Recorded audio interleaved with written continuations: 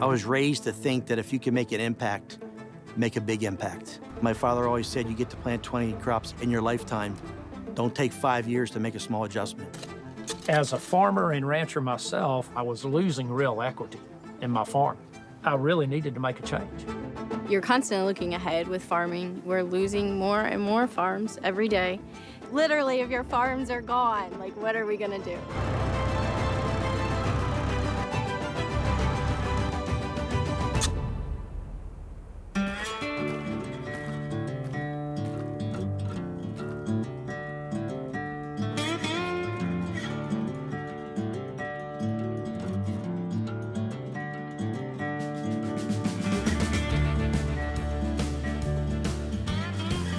I'm the third generation of our family operation. I've been actively involved since I was a small kid. For spring and growing through the summer, corn would be our primary crop. The crop that we grow during the winter would be barley. Our practices were very conventional, heavy use of pesticides, insecticides, in an effort to make sure that nothing was competing with the cash crop. The theory was you can only grow one thing in the field at a time, and it was your cash crop. So anything that competed with that crop, we felt was in direct competition. We're not disappointed with our crop output, our crop production levels. The part that we want to get a better handle on is ways to reduce input costs. Anyone who grows up in this area knows the importance of the Chesapeake Bay to us. All of our water drains into the Chesapeake Bay. We know we have to be careful of what that water looks like.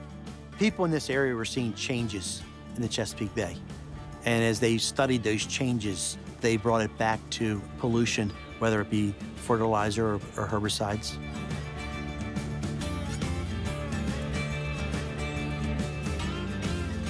We were willing to try something in 2023 as an experiment. When we first heard of regenerative farming, it intrigued me. Alan Williams shared with us the successes of interseeding cover crop into the corn.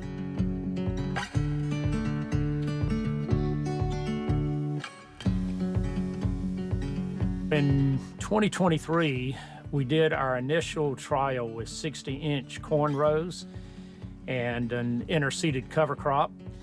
It was the very first attempt at doing this here. The exciting part is what we were able to do in that 60-inch gap by growing a cover crop during the same growing season as growing the corn. And we not only were attempting this with TJ and his family, but with a handful of other farms in the region. So we tried that, and we saw very good results, exciting results. Not everything we try has exciting results. Some of the benefits that we hope to derive from this are significant improvement in the function of soil biology, keeping the soil covered or armored through the entire growing season so that we protect it from the sun. The results of what that did to soil health leading into the following year had tremendous value. Compared the conventional 30-inch row corn to the 60-inch row corn with the cover crop incorporated, what we found was that response was pretty significant. It was absolutely amazing the difference in how that soil behaved versus what we would find in our conventional farming areas. One of the principal goals of regenerative agriculture is to maintain and even increase yields in our crops while significantly reducing required inputs and input cost. Alan Williams has become a strategic partner in our farm. He represents Understanding Ag, which is a group with a lot of experience and knowledge of regenerative ag and success in their efforts and a proven track record. For 2023, our test plot was as small as this red line through the middle of the field. Well, the response from the neighbors was a little humorous at first because we didn't have the equipment to interseed properly. So we interseeded with a lawn tractor and a lawn seeder. That probably was the spark in the community that we needed to start the conversation. I shared the yield results, but most times the conversation quickly went to, well, did you accomplish what you were looking to accomplish? And that gave me an opportunity to kind of go get past the production and address the long-term benefit that we were seeking, because they knew that we were seeking something different than the obvious. With the results we saw in 2023, our next goal was to find something that was scalable. So the interseeder answered that question. So the interseeder that was used this year was purchased through the Soil Growth Grant as part of Nutrobrand's Greater Ground program.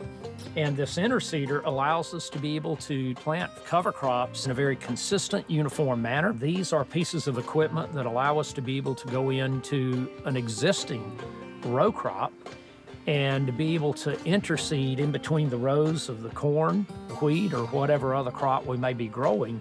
A cover crop can help us greatly speed the rate of progress that we can experience through regenerative principles and practices. A big part of our business is buying grain that other farmers produce. And we store that in our grain silos, and then we deliver that on a daily basis to pet food manufacturers. The pet food manufacturers produce the products that everyone's accustomed to seeing on the shelves of the grocery store. I have a working relationship with most all the farmers in our local community. Megan and Dale Bishop operate a sizable grain farm. We have been buying their grain for several years. They also do custom fertilizer application and chemical application, and they have performed several custom processes for us in our crop production. It's a big move for them to embrace and look at this because it will redirect probably their business. I wanted them to see early on the sustainability of this. When they succeed, I succeed. I want us all to succeed as a group. TJ approached us about it, and we were on board because we know how good the cover crop is, and covering most of his ground with the custom application business, I've seen the improvement it's made on his ground, and we want to make the same improvements on ours. It was a yes all the way around for us. If the interseeding catches on to the magnitude that I anticipated that it will need to be operated every day for 2 or 3 weeks during the start of our corn crop production. We're losing a lot of acres every day to developments. So the acres that we have, we need to utilize the best we can. And the cover crops are helping tremendously with that because we're able to utilize every single acre, where before we would have certain parts of the field that wouldn't grow anything because the soil was so poor. We are overzealous in our use of synthetic fertility and the chemicals that are available to us. It can actually sort of backfire on us and create crops that are far less healthy, far less resilient. That can do significant damage when we're facing these climatic challenges. When water is applied to a field, either through natural rainfall or through applied irrigation, and our soils aren't functioning, they're crusted over and the water can't immediately infiltrate, that same water ponds and pools on the surface of the soil, and then it begins to run off, gathering and carrying with it the herbicides, the fungicides, insecticides, anything else that we may be using. And that is going immediately into our streams, our bays, our gulfs. The Chesapeake Bay is a water body that is enjoyed by millions of people, and it's known for its resources worldwide. If we allow our water that runs off our land into the Chesapeake to be contaminated with fertilizers and pesticides, that immediately impacts the ecosystem of the Chesapeake Bay. And we are all dependent on that ecosystem for many of the meals that we eat. We're wanting to reduce inputs, but while doing that, we need to maintain our level of production to maintain our profit margins. And regenerative agriculture is absolutely a path to do that while maintaining our ability to be able to feed our growing population. You really need to be conscious of what the future is bringing. More people and less farmland. We need to be emerging from the old practices, and we need to make every acre count. We did 6 acres last year We are doing 400 acres this year, and if we had the success that we saw last year, we'll do 2,000 acres next year.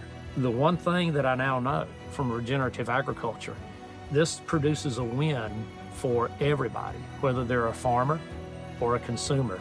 It doesn't matter. We all benefit from what we do when we implement regenerative farming.